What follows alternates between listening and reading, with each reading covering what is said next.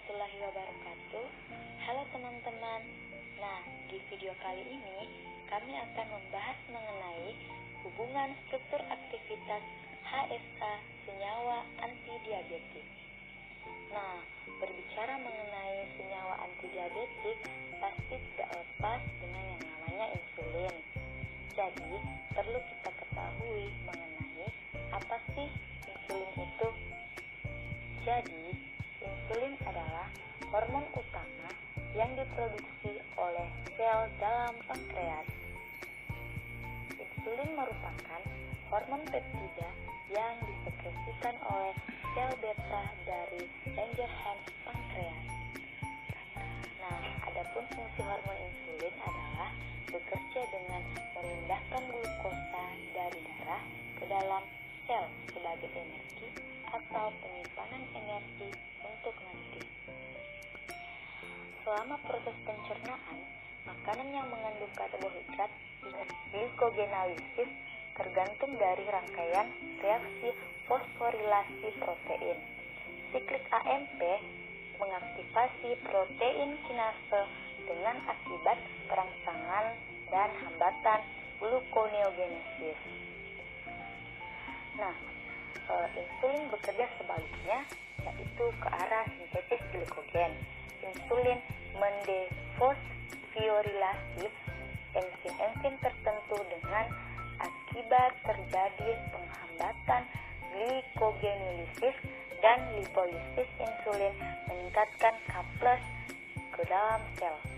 Efek serupa sampai terjadi pada Mg++ dan diduga ion-ion bertindak second messenger yang memperantarai kerja insulin. Nah, adapun kerja insulin ini dibagi menjadi dua golongan, antara lain yang pertama berperan pada transport beberapa zat dan yang kedua sebagai pengaruh terhadap enzim. Proses terjadinya diabetes mellitus.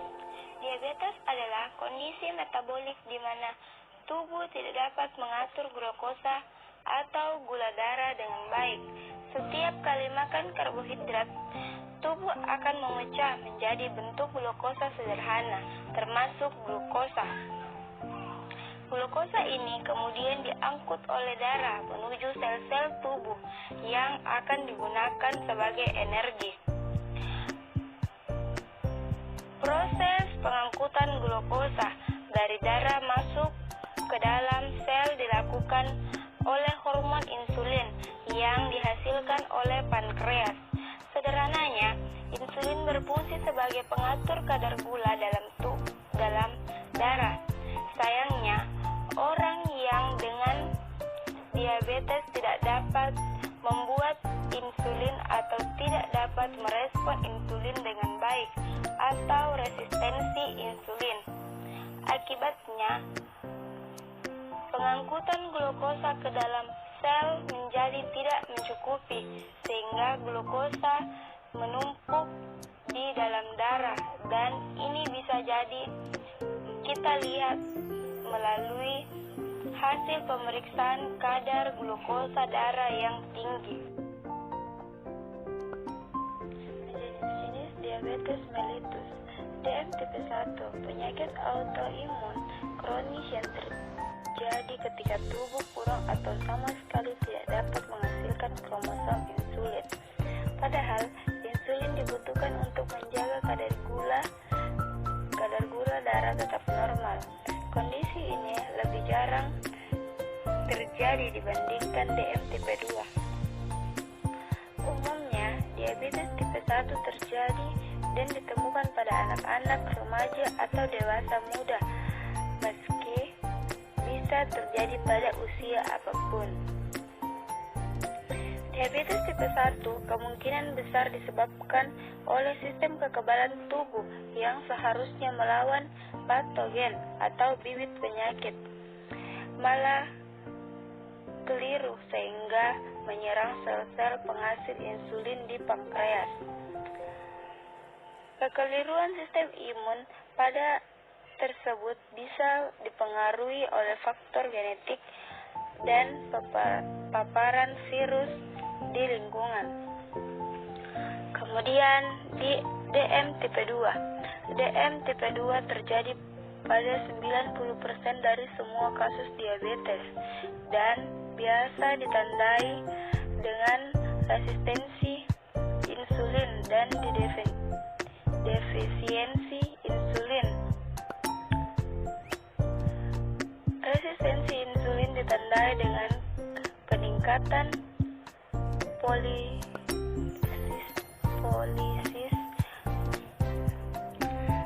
dan produksi asam lemak, bebas peningkatan produksi glukosa hepatik, dan penurunan pengambilan glukosa pada otot skelet. Disfusi sel mengakibatkan gangguan pada pengontrolan glukosa darah. DM tipe 2 lebih disebabkan karena gaya hidup penderita diabetes, kelebihan kalori, kurangnya olahraga, dan obesitas dibandingkan pengaruh genetik. Jenis-jenis DM. Yang pertama, diabetes mellitus gestasional. Diabetes gestasional adalah jenis diabetes yang terjadi pada ibu hamil. Tipe diabetes ini terjadi selama kehamilan bisa menyerang ibu hamil walau tidak memiliki riwayat diabetes. Yang kedua, diabetes mellitus gestasional. Diabetes yang dialami sebagian besar pada ibu hamil yang memiliki homeostatis glukosa yang normal pada paruh pertama kehamilan dan berkembang menjadi defisiensi insulin relatif selama paruh kedua sehingga terjadi hiperglikemia. Hiperglikemia menghilang pada sebagian besar wanita setelah melahirkan, namun mereka memiliki peningkatan risiko menyandang DM tipe 2. DM tipe 3. Diabetes tipe 3 adalah kondisi yang disebabkan oleh kurangnya suplai insulin ke dalam otak. Minimnya kadar insulin dalam otak dapat menurunkan kerja dan regenerasi sel otak sehingga memicu terjadinya penyakit Alzheimer. DM tipe 3. Penyakit Alzheimer sendiri termasuk ke dalam penyakit neurodegeneratif atau penurunan fungsi otak yang terjadi secara perlahan akibat berkurangnya jumlah sel-sel otak yang sehat. Kerusakan sel otak tersebut ditandai dengan penurunan kemampuan berpikir dan mengingat. Struktur insulin. Secara kimiawi, insulin terdiri dari dua rantai peptida A dan B dengan masing-masing 21 dan 30 asam amino yang saling dihubungi oleh dua jembatan disulfida. Berat molekulnya 5.700. Sumber insulin. Insulin manusia adalah makromolekul biologis aktif pertama yang dibuat melalui rekayasa genetika dengan teknologi rekombinan DNA. Sebagai contoh dari sumber insulin yaitu humulin yang diproduksi dengan menggunakan rekombinan E. coli dan novolin yang dibuat dengan menggunakan rekombinan ragi S. cerevisiae. Ada beberapa bentuk dari insulin rDNA yaitu: yang pertama, insulin lispro, kedua, insulin aspart, ketiga, insulin glargin, keempat, insulin determinir, kelima, insulin deglutier. Macam-macam obat antidiabetik dan mekanisme kerjanya. Obat antidiabetik atau hipoglikemik adalah senyawa yang dapat menurunkan kadar glukosa darah, dapat diberikan secara parenteral maupun oral. Obat antidiabetik parenteral antara lain yaitu insulin dan turunannya. Sedangkan obat antidiabetik oral adalah turunan sulfonylurea, biguanida, thiazolidinedione atau glitazon, maglitinida, penghambat dipeptidil, peptidase tipe 4 atau DPP4 dan penghambat alfa-glukosidase. Insulin adalah senyawa yang dapat menyebabkan efek hipoglikemik dengan cara menaikkan penggunaan karbohidrat dan lemak dalam jaringan perifer. Insulin bekerja dengan memudahkan pemasukan glukosa, asam amino dan ion-ion, terutama Ca, dengan mempengaruhi proses di dalam sel. Insulin pada tingkat molekul dapat berinteraksi dengan reseptor spesifik pada permukaan sel, mengatur sintesis dan aktivitas beberapa enzim dan merangsang sintesis protein dan RNA pada beberapa jaringan. Baik, selanjutnya yaitu obat antidiabetik oral. Yang pertama yaitu sulfonylurea. Turunan sulfonylurea bekerja sebagai antidiabetik dengan cara merangsang pengeluaran insulin dari sel beta pankreas, menurunkan pemasukan insulin endogen ke hati, dan menekan secara langsung pengeluaran. Contohnya, tolbutamida, chlorpropamida, dan globenclamid. Yang kedua yaitu biguanida. Turunan biguanida bekerja sebagai antidiabetik dengan cara menghambat gluconeogenesis hepatik, menurunkan absorpsi glukosa di usus, meningkatkan sensitivitas reseptor terhadap insulin, dan meningkatkan glikolisis anaerobik sehingga meningkatkan penggunaan glukosa. Turunan ini tidak merangsang pelepasan insulin dari sel beta pankreas dan hanya menurunkan kadar gula darah sampai tingkat normal. Oleh karena itu, jarang menimbulkan efek samping hipoglikemik. Contohnya, metformin. Yang ketiga yaitu meglintinida. Turunan meglintinida bekerja sebagai antidiabetik dengan cara merangsang pengeluaran insulin dari sel beta pankreas melalui penutupan saluran K dan pembukaan saluran kalsium yang akan menginduksi pengeluaran insulin. Contohnya repaglinida dan nateglinida.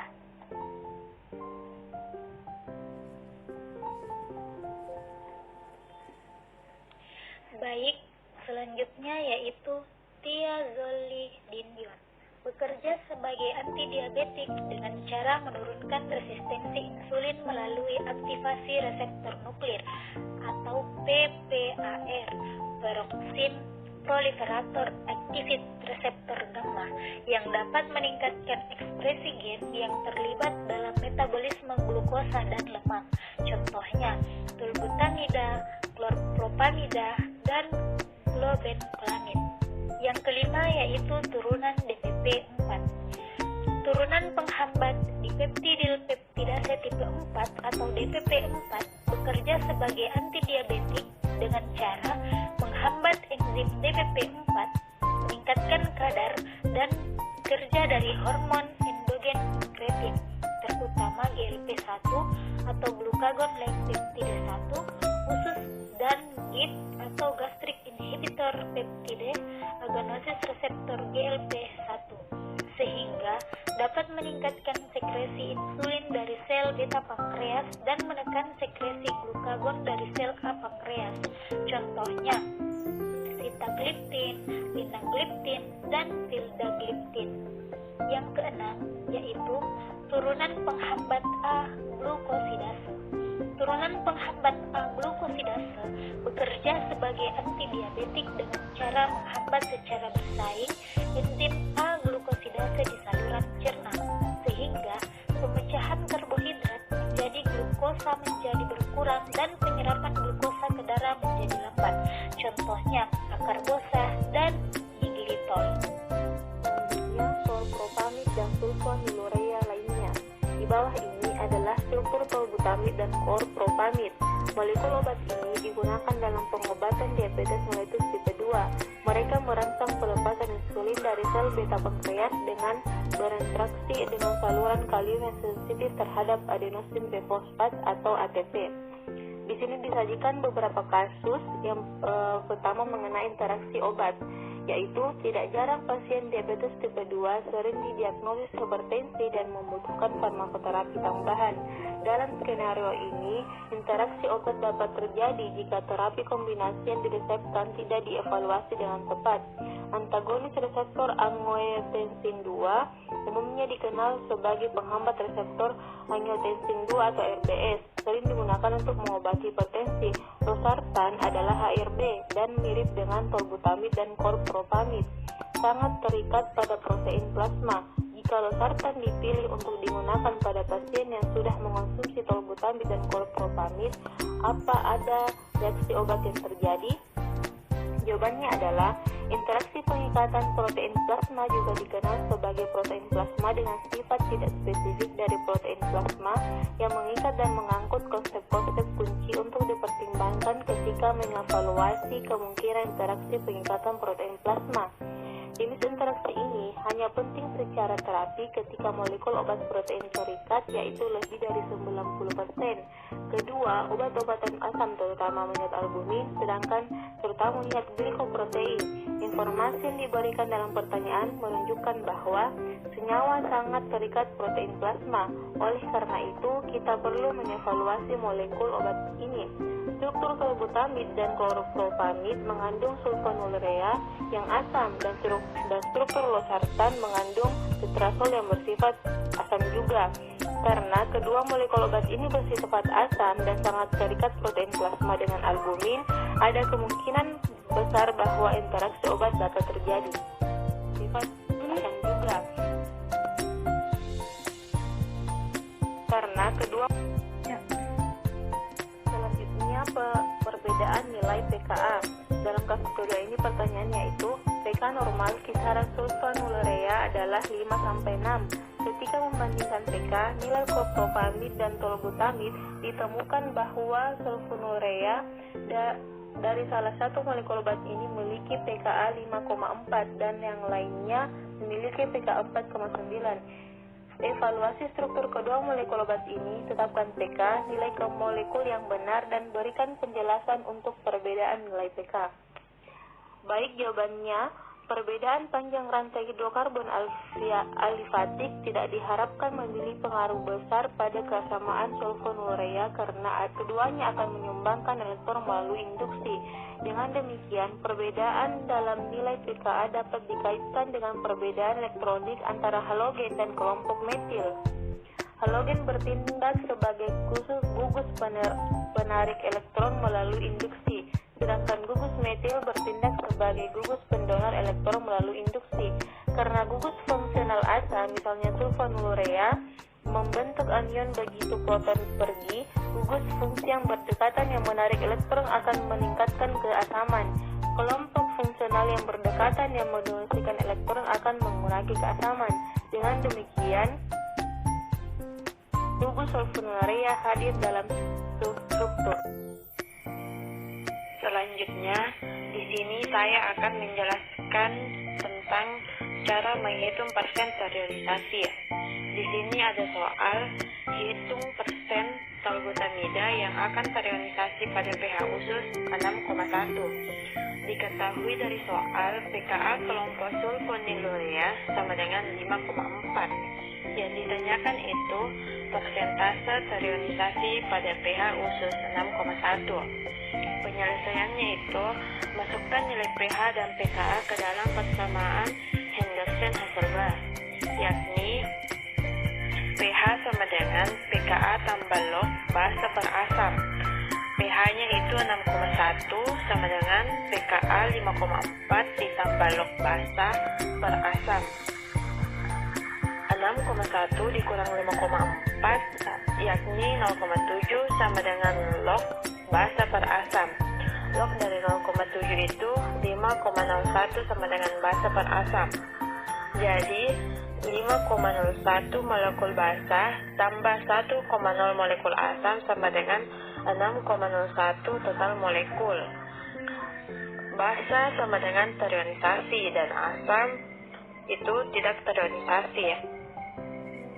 Persen terionisasi sama dengan 5,01 molekul terionisasi per 0,01 total molekul kali 100%, hasilnya adalah 83,4%, sedangkan persen tidak terionisasi sama dengan 1 molekul tidak terionisasi per 6,01 total molekul dikali 100% sama dengan 16,6%. Selanjutnya, mekanisme kerja obat. Di sini ada soal mekanisme kerja obat ini melibatkan kemampuan untuk berinteraksi dengan saluran kalium yang peka terhadap ATP di pankreas. Dengan menggunakan struktur tolbutamida, identifikasi jenis interaksi pengikatan yang mungkin terjadi antara gugus fungsi dan saluran ion protein. Identifikasi juga asam amino yang ada dalam saluran ion yang rantai sampingnya dapat berpartisipasi dalam interaksi yang diidentifikasi. Asumsikan pH plasma sama dengan 7,4 untuk semua gugus fungsi yang dapat terorientasi. Di sini ada 4 kelompok fungsional dari tolbutamida. Yang pertama itu ada cincin fenil, yang kedua sulfonylurea, yang ketiga ada atom nitrogen, 4 kelompok alkil.